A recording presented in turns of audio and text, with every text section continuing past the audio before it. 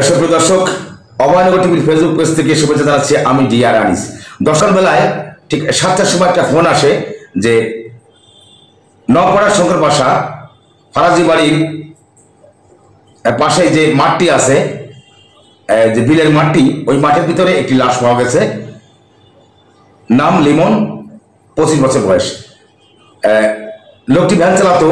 বাড়ি হচ্ছে আপনার নপাড়া জগবাবুর মোড়ে যে তেঁতুল মিল আছে, তেঁতুল মিলের পিছনে তার কিন্তু বাড়ি। দর্শক, আমরা আপনাদেরকে আরেকটু জানিয়ে রাখি যে এই লিমন গত রাত্রির বেলায় বাড়ি থেকে বের হয় ভ্যান নিয়ে। তারপরে সে কিন্তু আর বাড়িতে ফেরে নাই। তার ভাই লিখন যেমনটি আমাদেরকে জানিয়েছেন। দর্শক, এই বিষয় আপনাদেরকে যে ঘটনাটি ঘটেছে, যেখানে ঘটেছে, আমরা সেখানে কিন্তু এই মুহূর্তে আপনাদেরকে নিয়ে যাচ্ছি। দর্শক, ততক্ষণ কিন্তু আমার সঙ্গে থাকুন।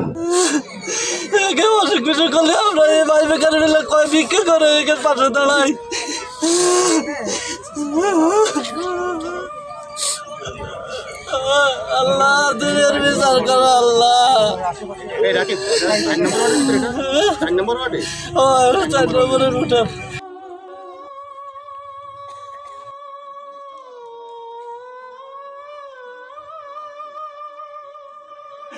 আব্দুল করিম ভাই যখন ফোন দিয়ে জানাচ্ছে, তখন আমরা বলছি তুমি কিছু শুনেছো? আমি বলছি না তো ভাই, আমি কিন্তু ঘুম। তা বলছে এরকম লিমন রে মারি ফেলাইছে। কি কন, শিগগিরই আসেন। এই আসে এই তারপরে এইখানে আসছে। কটার সময় ভাই ফোন দিয়েছে? কটার সময়? আনুমানিক আজকে সকালেই। কটার সময় বেরোয়েছিল এই ধরনের কোনো কিছু একটা? না, ওইগুলো জানা নেই। সকালবেলা আমার ভাই আরেক ভাই 8টা-12 বাজে যখন ছেলে রায়াত আমারে ফোন দিচ্ছে। আপনি জানতে পারছেন যে এইভাবে? হ্যাঁ, 8টা-12 বাজে যখন আমার ফোন দেয়, আমার জানাইছে করিম ভাই আমাকে আপনার কন্টিনিউ কাজ করতে।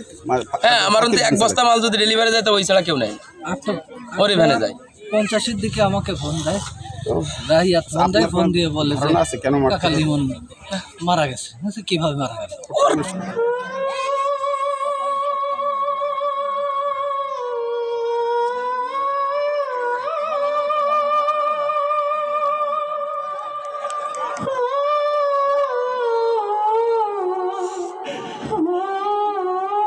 মুহূর্তে কথা বলবো লিমনের মেজবাইয়ের সঙ্গে।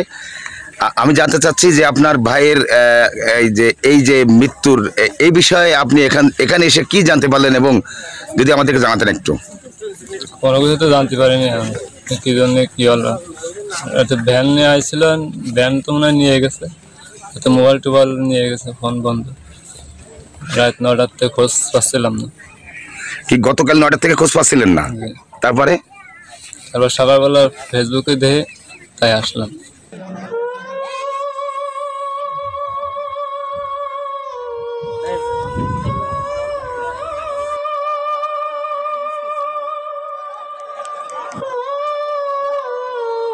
আমি জানতে চাচ্ছি যে আপনি এখানে এসে কি দেখলেন?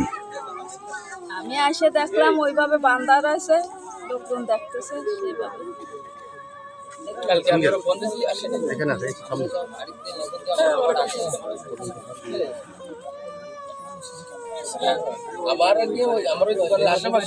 একজন ব্যক্তির মৃতদেহ পেয়েছি, তার ভাই এসে তাকে শনাক্ত করেছে।